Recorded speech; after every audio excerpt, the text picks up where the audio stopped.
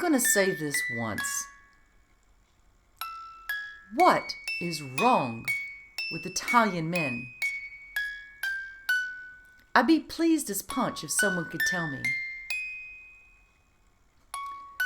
Now that I've offended fast car driving, football winning, gorgeous food and drink and fashion, Prada, Versace, Polini, Gucci, Valentino, Linguini, I love all the pasta, Chianti, Amaretto, Limoncello, well, maybe not limoncello, I don't like limoncello, pepperoni, salami, mortadella,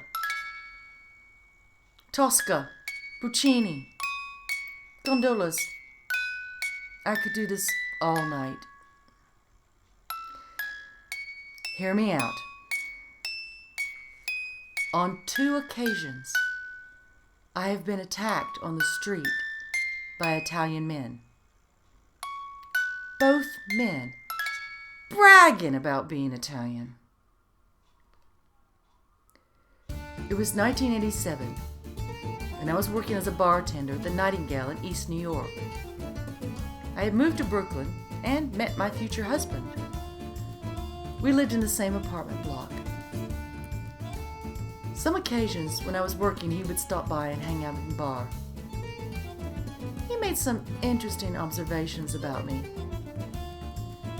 I had worked as a bartender before, and I guess it's just fair to say I don't like drunk people. I find them aggressive and annoying and unpredictable sometimes.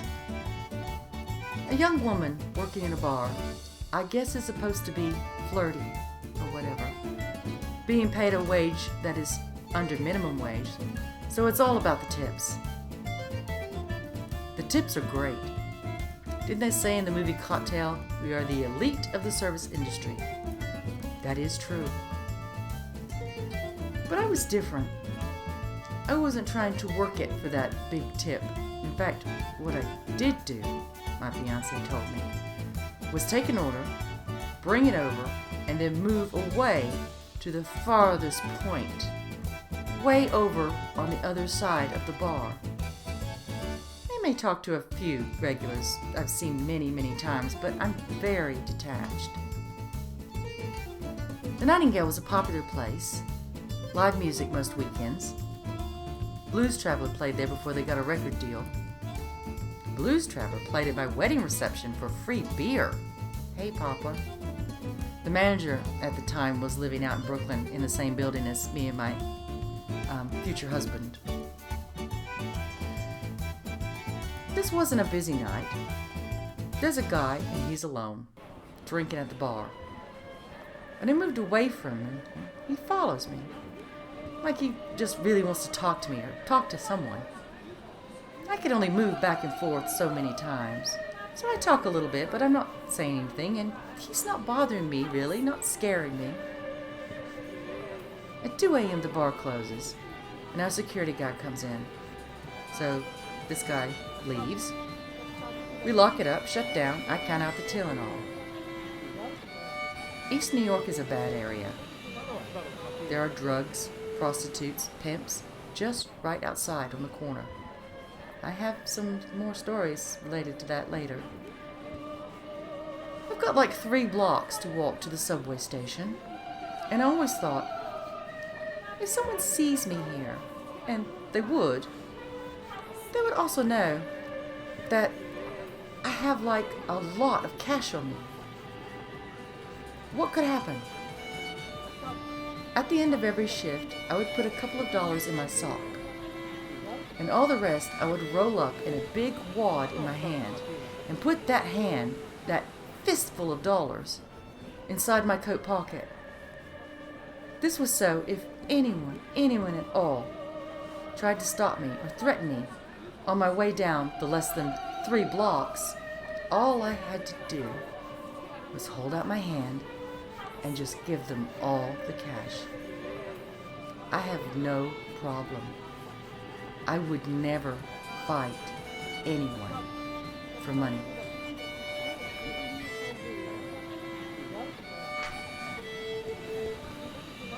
On this night, I'd go outside, make the turn to the subway, and that guy who had been in the bar all evening, is there, waiting for me. He's like, "Hey, hey, hey!"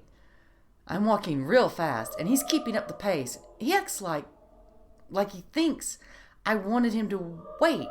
It's surreal.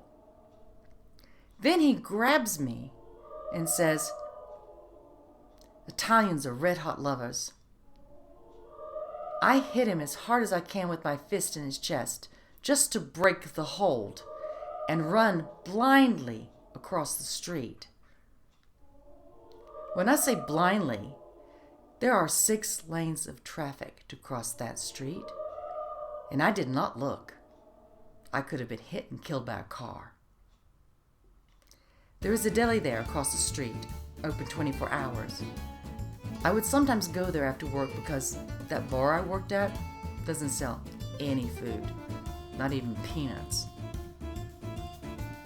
I am safe, and I don't see that man again, ever. I ate and waited and got home. Fine.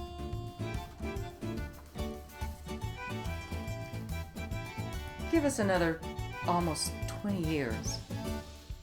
In London, at Vauxhall Station, I was working at a deli in Hammersmith, but would typically each night make my way home to change for the bus at Vauxhall Station. I still feel it is the safest place to be out in London late at night. It is a large bus terminal. Always lots of people around, no matter what time of the night.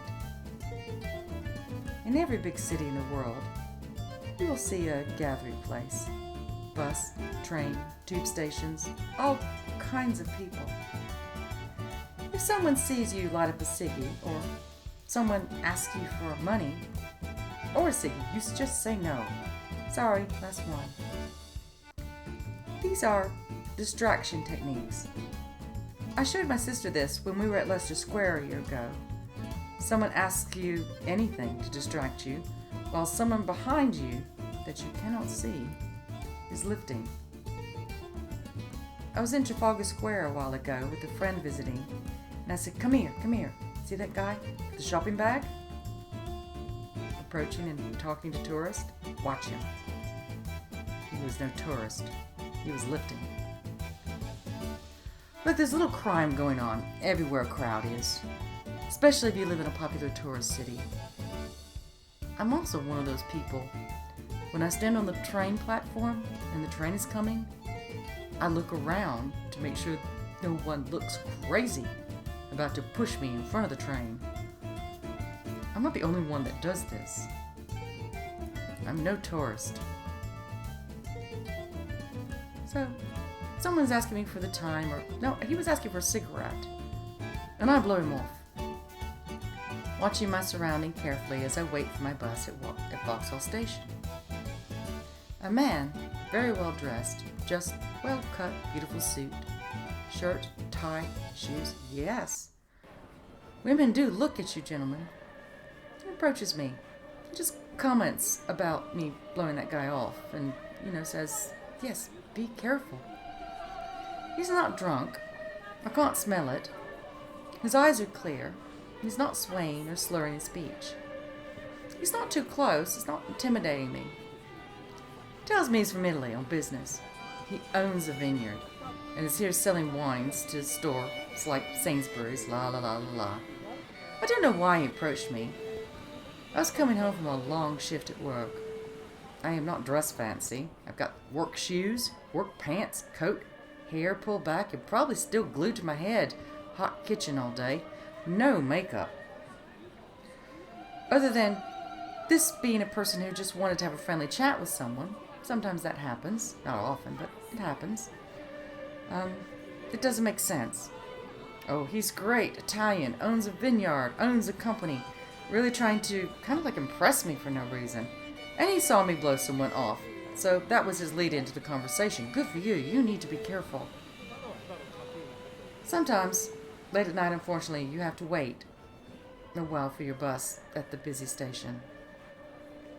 All of a sudden, unprovoked, uncharacteristically, no reason at all, he grabs me by both shoulders and tries to kiss me on the mouth. I push him away, turn my head, so I miss, and I scream. I'm not going to do the scream. You know I can scream. There are a lot of people there. Right then, the 188 bus has stopped, and the little bastard jumped on the bus.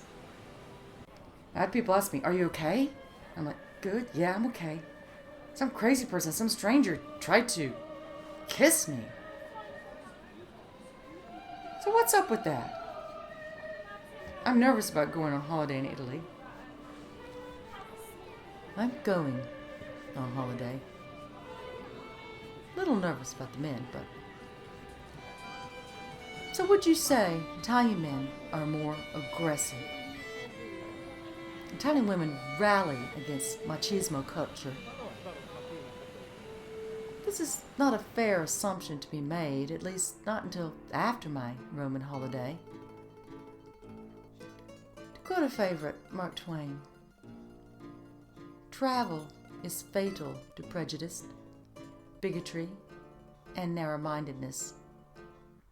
Broad, charitable views of men cannot be acquired by vegetating in one little corner of the earth all one's lifetime.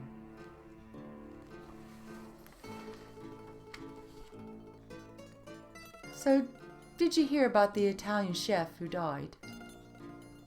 He passed away. He ran out of time. Here today, gone tomato. His wife is still upset. Cheese not over it yet. We never sausage a tragedy coming. Ashes to ashes, crust to crust. There's just not much room for Italian chefs. And that's my story.